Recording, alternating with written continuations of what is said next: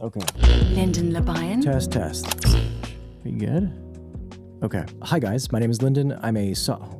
Hi guys, my name is Lyndon. I'm a software developer, hobby wedding videographer, and today's video is going to be about my thoughts on the S1R Mark II. All right, just for context, I am a software developer. Okay, so that's my day job, but I am a Lumix camera enthusiast, and I also happen to really like wedding videos. Not necessarily weddings, but wedding videos. So I like to shoot them, edit, and deliver, and get paid. That's good too. I say that because it defines my needs. It sets up the expectations that I don't need the most expensive cameras. I can't fund that kind of lifestyle because I only shoot a handful of weddings a year. And that's why I want to establish that context so that everyone's going to say like, oh, you should use the Canon C80. It's like, well, can't afford it and can't justify it. I don't think the camera's for me, you know? It's clearly a hybrid camera. I like to take photos. I like to shoot video. So in that sense, it might be made for me, but it's really not for me. At that price range, with all the photo features it has, and the video features that I will never use, like make use of, it's not a camera that's for me. Standout features for me are kind of physical. Superficial? No, not superficial. They're physical. They're all physical. All of the software features that this thing gives, that the S1R2 brings to the table, none of it justifies the price for me. Internal RAW. I'm never gonna edit on Final Cut. I can't use ProRes RAW, or I can edit ProRes RAW, but I can't really manipulate. You can't adjust white balance in DaVinci Resolve. I'll never use it. If the S1R2 offered Cinema DNG or B-RAW, that'd be pretty sweet, but they don't. So it doesn't really do it for me. And 4,900 Canadian for uncropped 4K 60, don't need. 4K 120, don't need. 6K 8K, I don't need any of these higher resolutions, so it doesn't do it for me. What does it for me though is CF Express Type B. I have two 1 terabyte CF Type B cards I bought for my GH6, and I miss using those. I never had to swap those out when using the GH6. Sure, you can, it allows you to shoot the higher bit rates, the faster frame rates. That's true, but like it was really just heaps of capacity to be able to shoot a wedding and never need to swap out. And I kind of miss that. That, and they were super expensive. The size of the body. I like a girthier camera. I main the S5 IIX and it lives in a cage. I will rig it out a little bit. I'll put a top handle. I'll put a monitor. I will use the hand or wrist strap for it. I like the girthiness.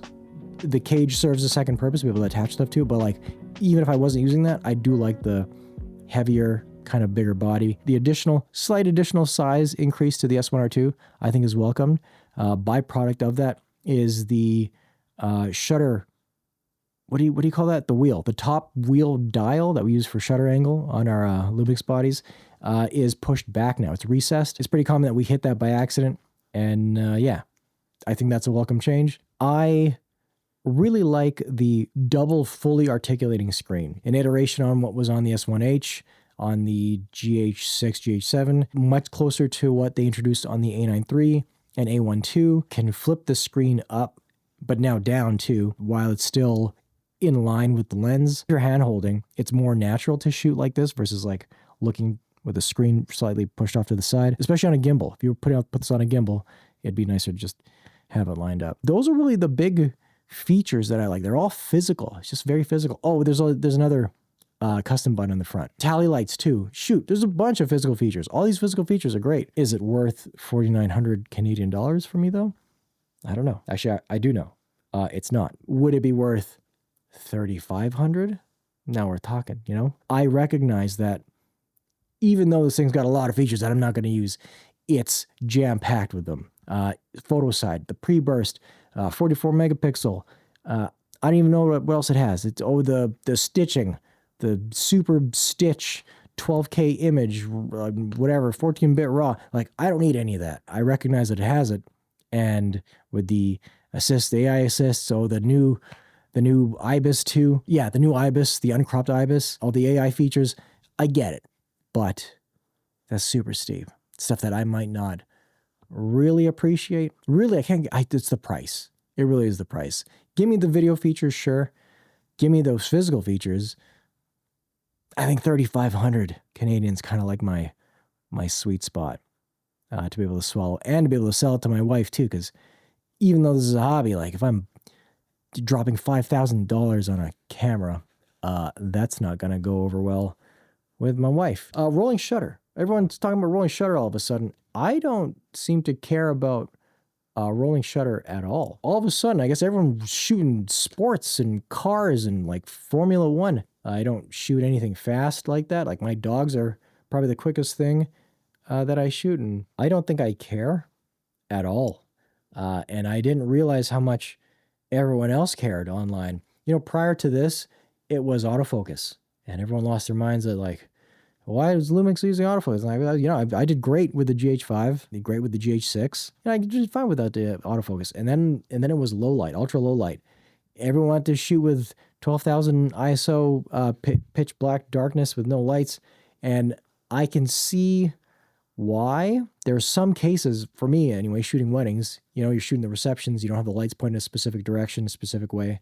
Yeah, I felt that. And the benefits of shooting with the S5 II, S5 IIX with full frame, having the secondary ISO, that was worth it for me, especially at this price, the $2,000 range. So I get that.